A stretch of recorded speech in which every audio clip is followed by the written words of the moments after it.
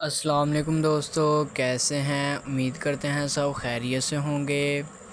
آج ہم لائے ہیں آپ کے لیے ایک اور نئی اور انفارمیٹیو ویڈیو۔ آج کی اس ویڈیو میں ہم بات کریں گے فلوجن 75 mg انجیکشن کے بارے میں۔ تو سب سے پہلے ہم بات کرتے ہیں اس کی فارمولیشن کی۔ تو اس کی فارمولیشن ڈکلوفینک سوڈیم ہے۔ ناظرین، یہ بروکس کمپنی کی پروڈکٹ ہے۔ تو ناظرین، اگر آپ ہمارے چینل پر نئے ہیں تو ہمارے چینل کو سبسکرائب کرنا، بیل آئیکن کو آن کرنا تاکہ ہماری آنے والی ویڈیوز کی انفارمیشن سب سے پہلے آپ تک پہنچ سکے۔ تو چلتے ہیں اپنی ویڈیو کی جانب۔ تو ناظرین، سب سے پہلے ہم بات کرتے ہیں کہ فلوجن انجیکشن کن کنڈیشن میں استعمال کیا جاتا ہے۔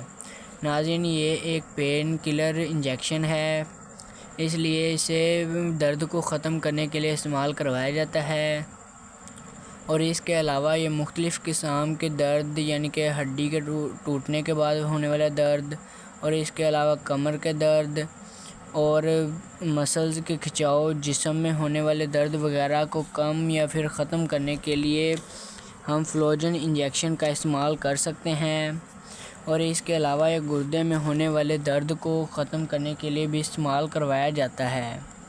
تو ناظرین، اس کے علاوہ یہ گردن اور کندھوں کے درمیان، پاؤں کی ایڑیوں میں ہونے والے درد، پٹھوں میں ہونے والے درد، ہڈیوں میں ہونے والے درد وغیرہ کو ختم کرنے کے لیے بھی استعمال کروایا جاتا ہے۔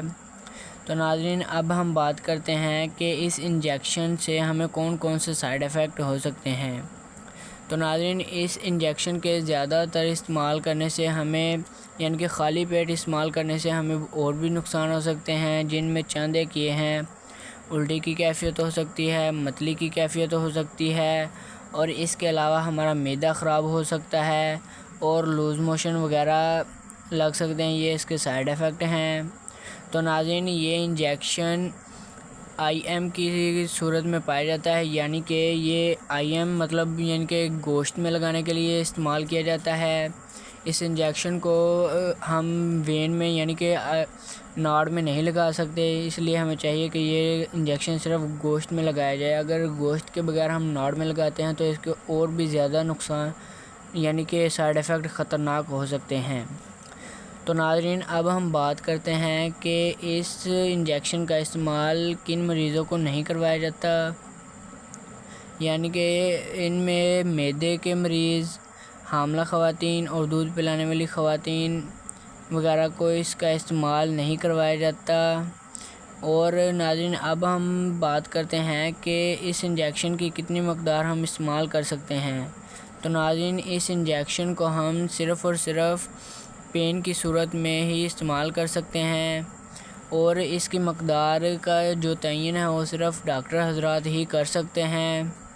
اور ناظرین، ہمیں چاہیے کہ ہمیں کسی بھی قسم کی دوا استعمال کرنے سے پہلے یا انجیکشن یا شربت یا سسپینشن کوئی بھی میڈیسن وغیرہ ہو، ہمیں استعمال کرنے سے پہلے چاہیے کہ اپنے ڈاکٹر سے مشورہ کرے، اپنے ڈاکٹر سے رجوع کرے، اور رجوع کرنے کے بعد ہی ہم اس میڈیسن کا استعمال کریں۔ تو ناظرین، یہ تھی ہماری آج کی ویڈیو۔ امید کرتا ہوں ہماری آج کی ویڈیو آپ کو پسند آئی ہوگی۔ تو ناظرین، اپنا اور اپنے پیاروں کا خیال رکھیے گا۔ ملیں گے ایسے ہی نئی اور انفارمیٹیو ویڈیو کے ساتھ۔ آج کے لیے اتنا ہی۔ اللہ حافظ۔